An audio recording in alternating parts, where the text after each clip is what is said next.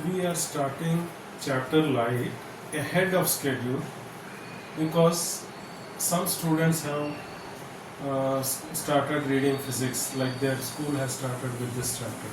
So let us study refraction. So refraction of light at plane surfaces. We will begin with that. Now look at the screen.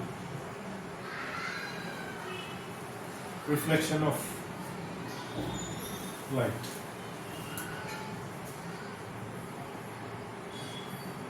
So this is the incident ray. This is the incident ray. So the light is starting from here. Light source is here. So it is coming and falling at this point.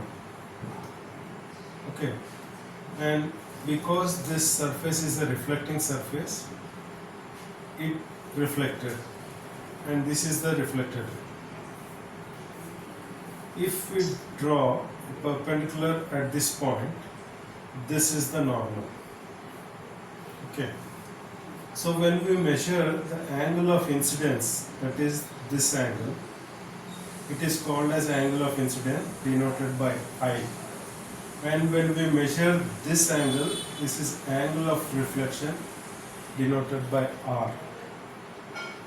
So this is reflection of surfaces, which we studied in class 9th. The two rules that laws of reflection follow. One, this angle of incidence is equal to angle of reflection. That is, I is equal to R. This is the first rule.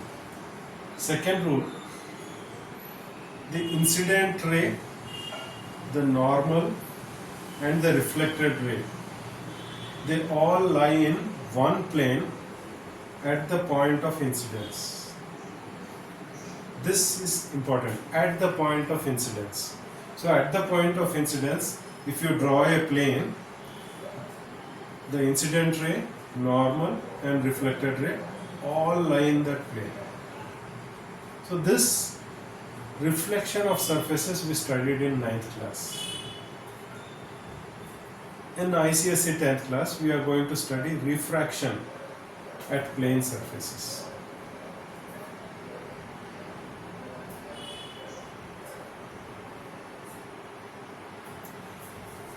Before we begin, let us discuss the characteristics of a light ray. Firstly, light travels in a straight line. That is the first characteristic of light. It travels in straight line. Second, it travels only through transparent media. In opaque media, light can't travel. So we are only talking about transparent medium or transparent media. What is homogeneous and non-homogeneous?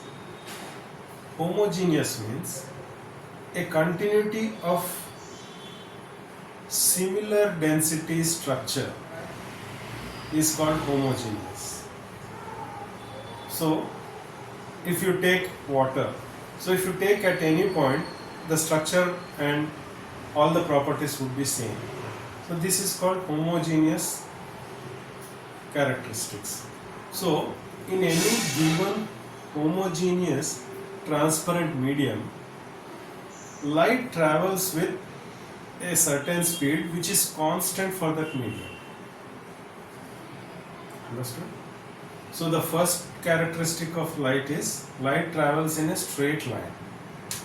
Second characteristic of the light ray is, given a homogeneous transparent medium, the speed of light in that medium remains constant. These are the two characteristics of the light we should be aware of.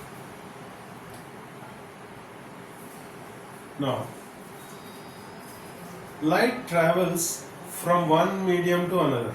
The practical examples are when you are looking at any lake surface or a surface of water on a pond. So light will travel external light from sun, stars or other street lights will fall on the surface of water, and they will travel through the pond, reach the bottom, and then they will again get reflected or refracted. So light travels from one medium to another medium. We know that. Okay. We also know that given a medium that is homogeneous, light will travel at constant speed. Now what will happen when light travels from one medium to another? So in one medium light has a certain speed. So in another medium the same light will have a different speed. So where does the speed change? So at the boundary of separation of these two medium, the speed of light changes. So because the speed of light changes, there is a deviation in the path of light, there is a deviation in the direction of the light. This is called refraction. Understood? So what is the nature of light? First, it will travel in straight line. Second, given any homogeneous transparent medium, the speed of light is constant when it travels through that medium. At the boundary of surface of two different media, the speed of the light changes. Because the speed of the light changes, the refracted light, we will see what is refraction. So the light changes its path and direction when it travels from one media to another media. Okay, so these are the three characteristics of the light ray we should note. Now on the screen you see a wave. Light travels in a wave. See, light comprises of tiny particles, those are called photons. So these photons, they travel in the form of a wave. So the tube light that you see, the fluorescent light that you see, the TV screen that you see, they are all light sources. So when you call this anything as a source of light, so that is emitting light. So light has got a frequency. That means our naked eye cannot grasp or cannot see that flickering of light, but the light switches on and off at least 50 times or 100 times in 1 second. But our naked eye cannot grasp that. So every source of light has a frequency. It could be high or less. But a light emitted from a particular source of light will have same frequency. The frequency remains constant. Once you choose a source of light, the frequency remains constant. So CFL bulb will have certain frequency of light. A tube light will have certain frequency of light. A normal filament bulb will have certain frequency of light. So once a source of light is chosen, the frequency of light emitted by that source remains constant. This we should remember. Other parameters of light might change. Given a source, its frequency remains constant. Now, I also told you what is frequency. Frequency means cycles per second. So in 1 second, how many cycles? Because we said it is a wave. So it has to complete one cycle, then next cycle, then next cycle. So in 1 second, how many such cycles it completes, that wave pattern completes, is called its frequency. So normally our like current bulbs, they might have 50 Hertz frequency, you must have been seen, or even 100 Hertz or 80 Hertz, whatever. So frequency means number of cycles per second. Okay. So on the screen you can see a wave pattern. This is a light wave that is traveling in a straight line. So the photons will follow a wave pattern. Now if you see on x-axis, that is this axis, on x-axis we are considering time. Okay, so this is a wave pattern of the light ray. So from point A to point B, see, this can be considered one cycle of the light wave. You can even take another point like this trough, if I call this C. Okay, this, and again similar, exactly similar point. Okay, so here to here 1, this is 2. So here to here 1, and this is 2. So this is again one cycle. So wherever you consider the starting point, when you take the end points of one cycle, that is A to B or C to D, this distance is like comprises one cycle. So the distance moved by light in one cycle is called its wavelength, and it is denoted by lambda. This character is, Greek character is called lambda. So lambda is the distance traveled by light during its one cycle. Okay.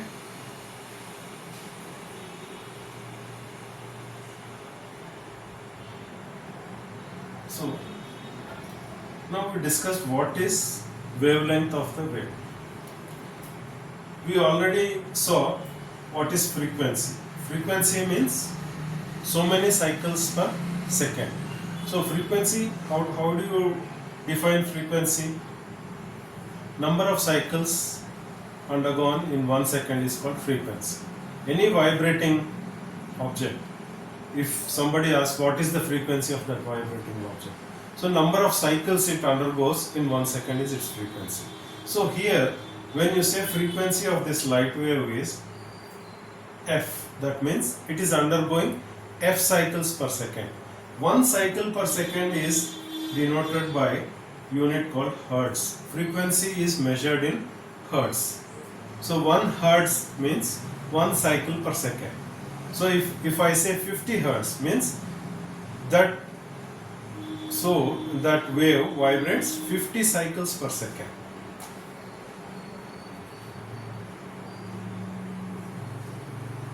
Now you got an idea of what is frequency. Now because the light is a wave, it also travels a distance in 1 second, right? So now assume we are considering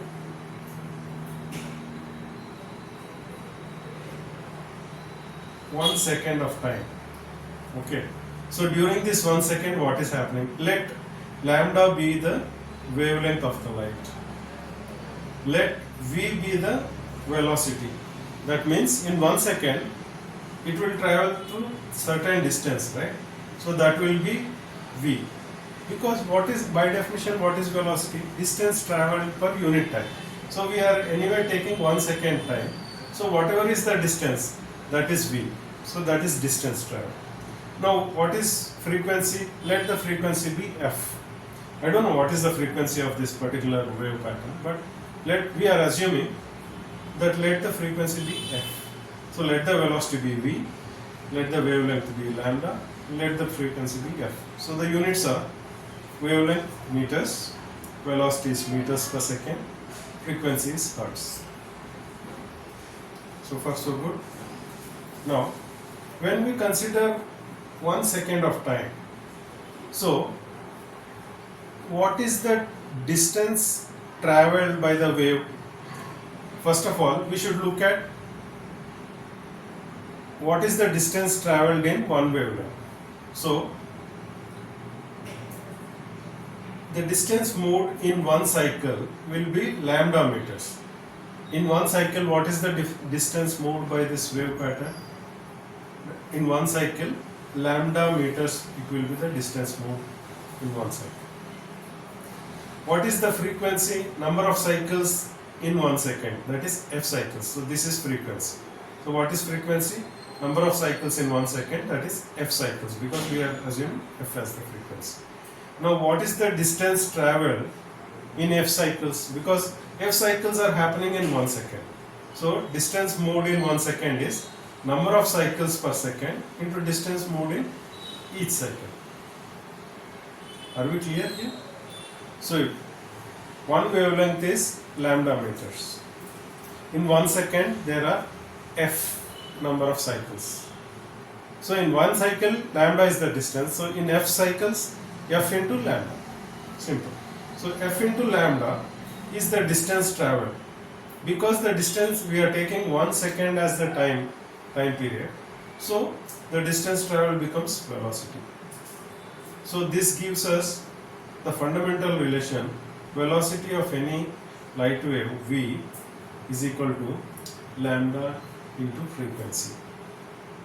So how do you remember this? I'll give a memory pack. This is how I remember. So it will be very funny, but it works. Vishal is lamba fellow.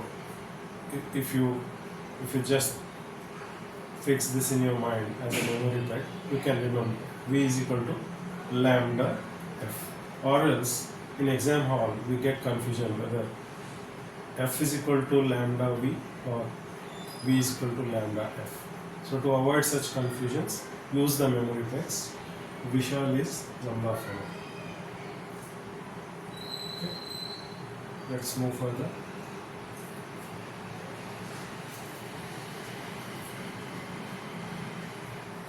Now we have seen what is the nature of light, and we have seen what is the nature of waveform, what are its parameters, wavelength, frequency, velocity, and we know the relationship between when velocity is equal to lambda into frequency.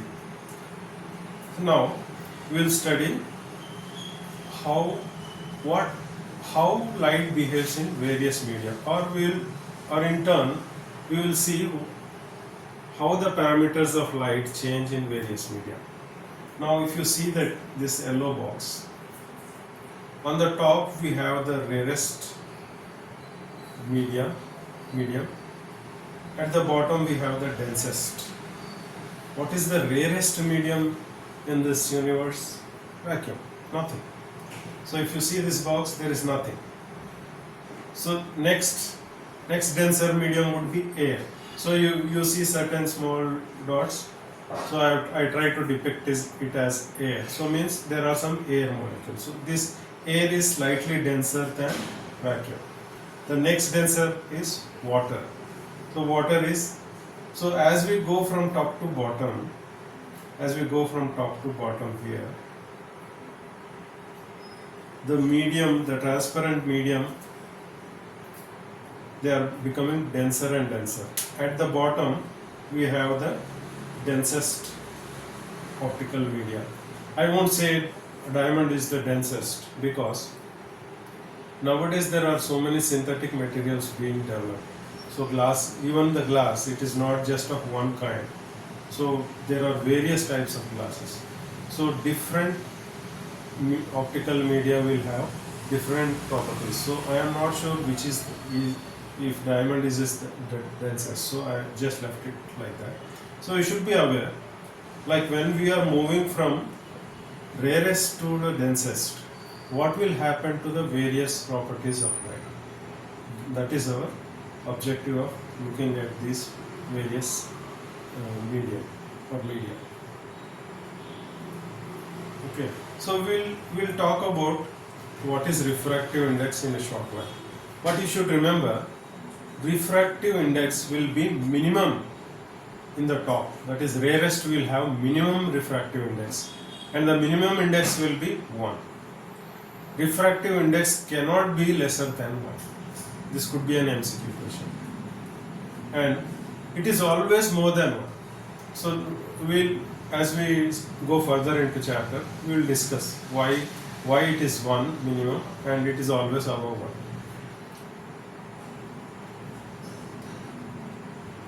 1. Next, suppose you are walking through a platform, railway platform. If the platform is congested, will you move faster or if a platform is relatively, you know, empty, will you move faster? So if it is very congested, of course the speed with which you travel will be lesser. Same analogy applies to the light wave.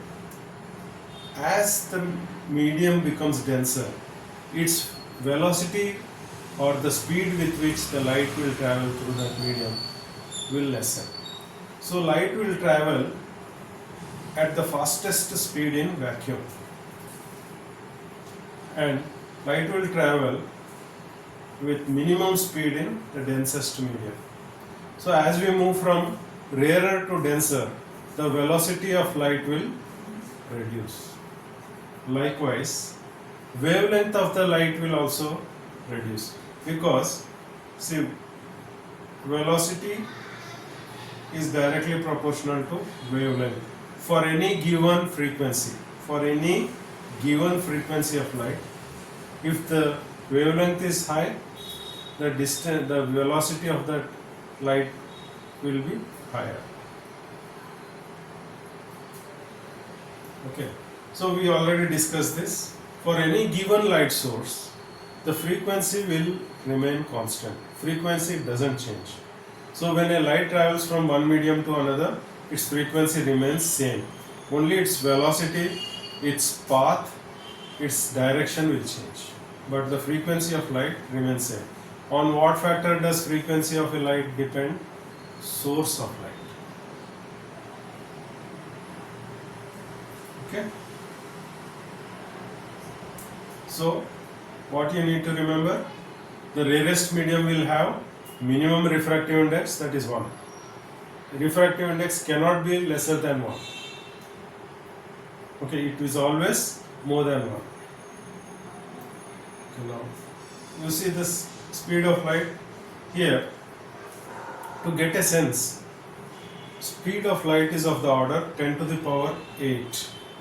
That means in vacuum 3 into 10 to the power 8. So 3 followed by 8 zeros will give you the speed of light in vacuum. So 3 into 10 to the power 8 meters per second. So you should know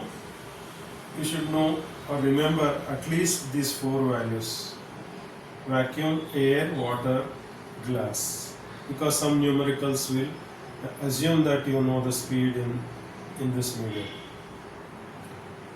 So actually speaking, the speed of light is slightly less in air, but for all practical purposes it is taken same.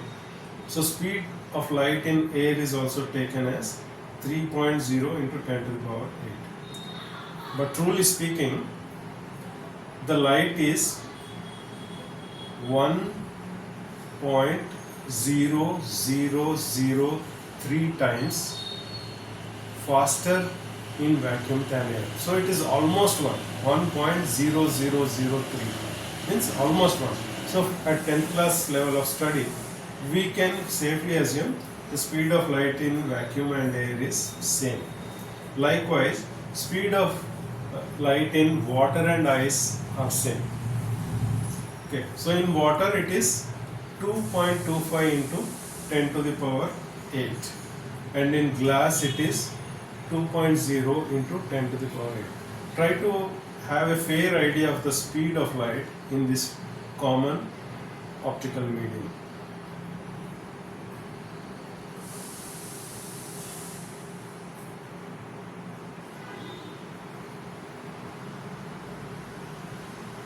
Okay.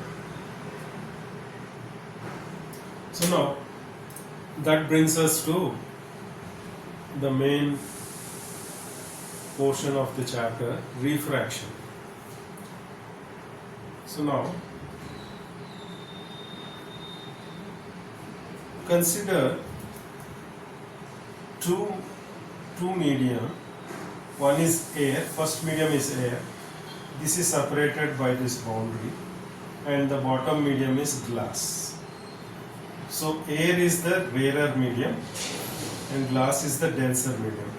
Consider an incident ray making an incident angle of I with the normal. This is the normal at the point of incidence. So at point of incidence, so I will call it as A. At the point of incidence, if you draw normal, so this is the normal. Now, if a light ray strikes this boundary at an angle of I with the normal, okay, what is happening?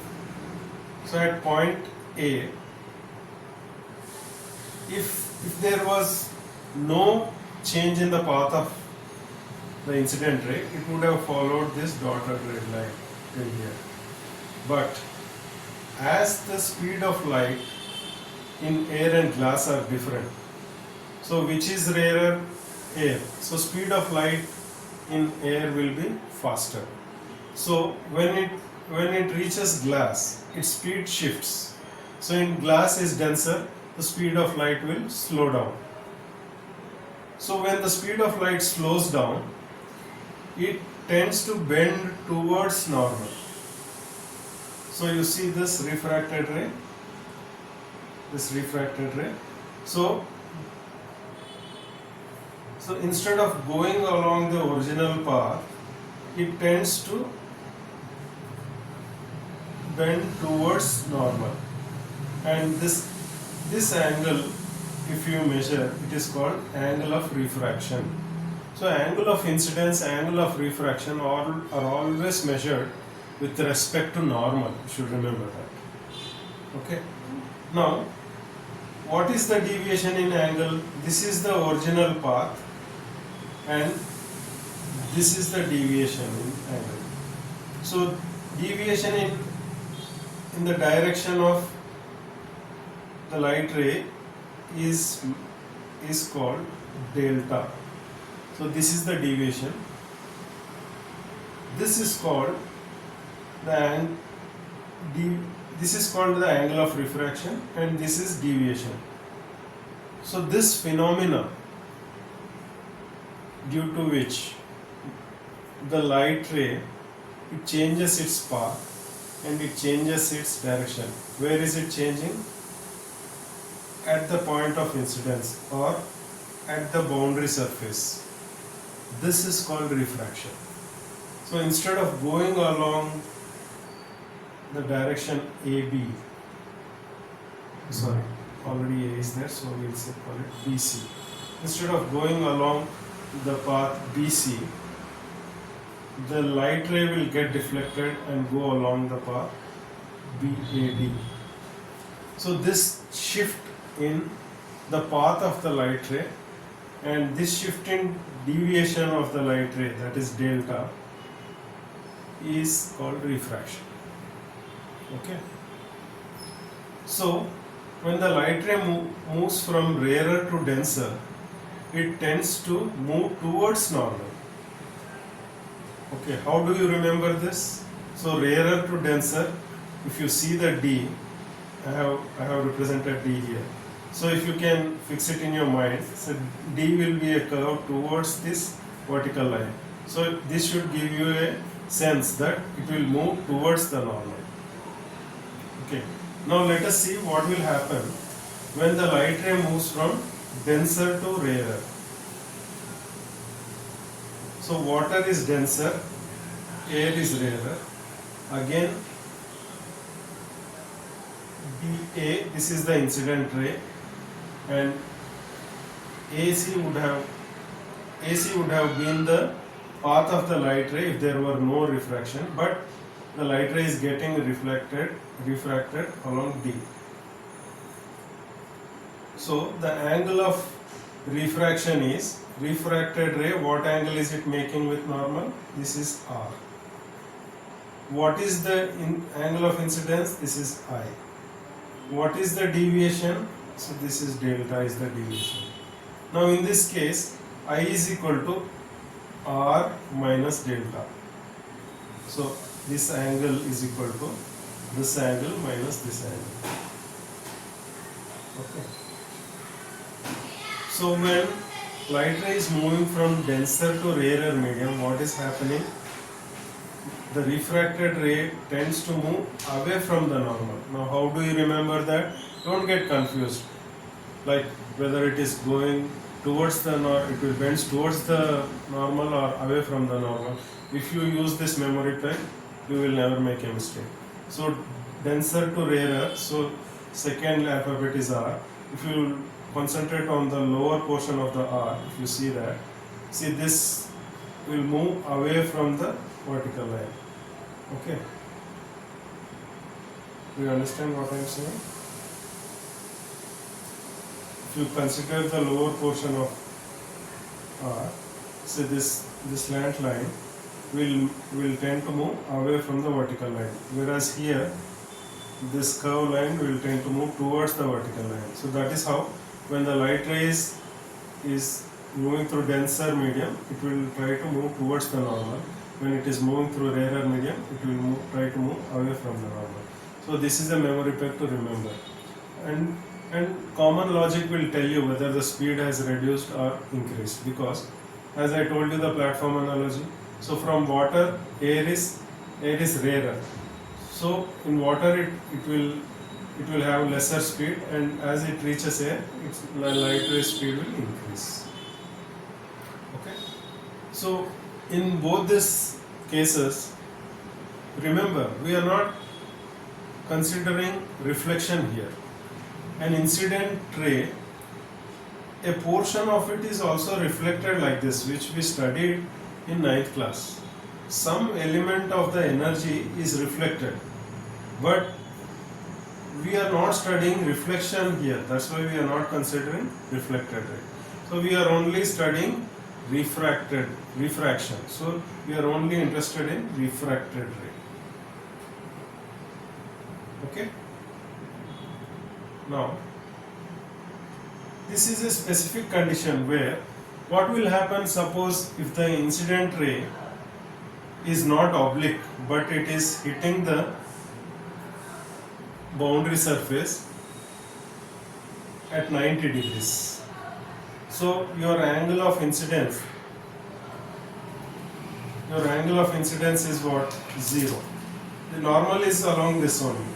This is itself normal here. So angle of incidence is 0, angle of deviation is 0, angle of refraction is 0, so all of together they are all 0. So in this case, what is happening to the refracted ray?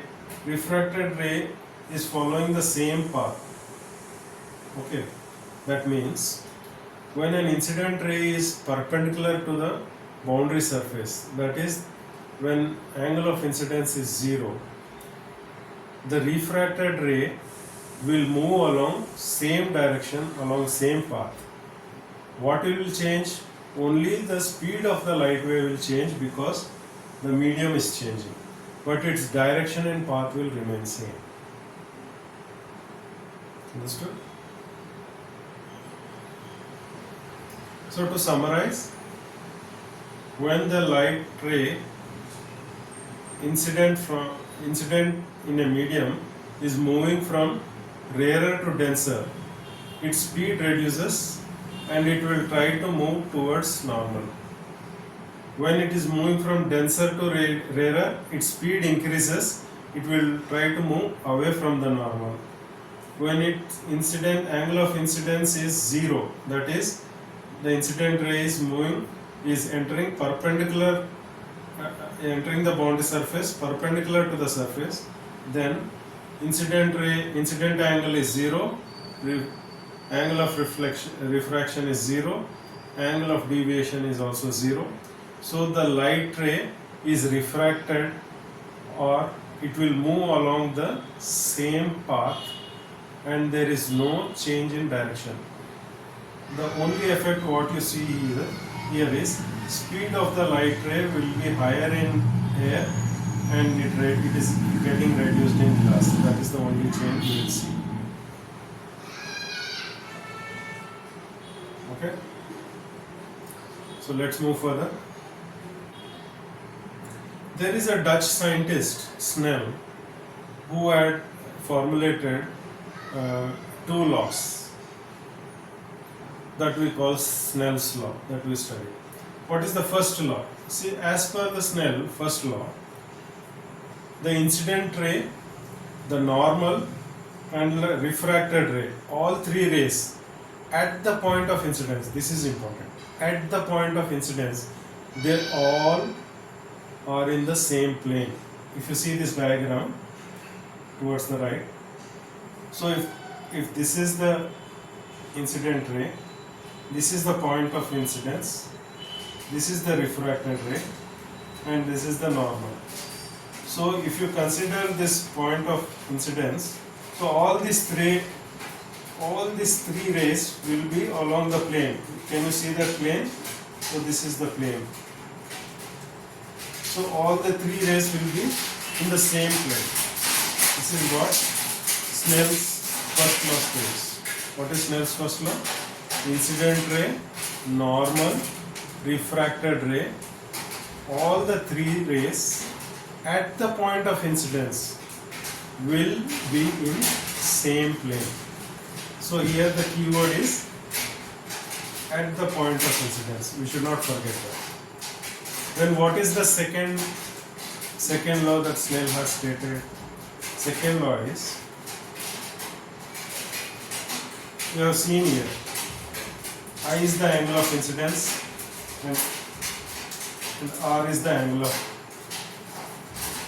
refraction. So through experimentation, when they did thousands of experiments using different light sources, using different properties of light, they observed one observation, like sine of angle I, like sine of incidence, angle of incidence, and sine of angle of refraction for any given source of light. So that means for any given frequency of light, the sine of angle of incidence to the sine of angle of refraction, this ratio, it remains constant. Now why is it constant? It is the behavior of the properties of medium and the light. So they have conducted so many experiments using so different media, different lights, and they found this phenomenon. What is that phenomenon? Sine of angle of incidence to the sine of angle of refraction. This ratio remains constant for a given light, that is for a given frequency of light. And also another important point is, this is true for given pair of medium. Given pair of media. That means when you are taking two mediums, for example here water and air, for this given pair of media, the ratio of sine of angle of incidence to sine of angle of refraction would be constant. Okay. So this constant is called refractive index. So what is refractive index? The ratio of angle of incidence to the ratio of angle of refraction for a given pair of media remains constant. This constant is called as refractive index. What are the units of refractive index? Because this is simple pure ratio, there are no units for it. Okay. Now how is this refractive index depicted? It is depicted as Greek letter mu. This is the first medium and this is the second medium. So this mu 1, 2 written with as subscripts. What does this mean? This is the refractive index of second media with respect to first medium. Okay, this is mu 1, 2 means this is the refractive index of second medium with respect to first medium. Okay, so if your first medium is vacuum, that is the rarest medium we saw here, right? So this is taken as a benchmark. So if your first medium is vacuum, then whatever mu 2, if this is vacuum, This is called as absolute refractive index.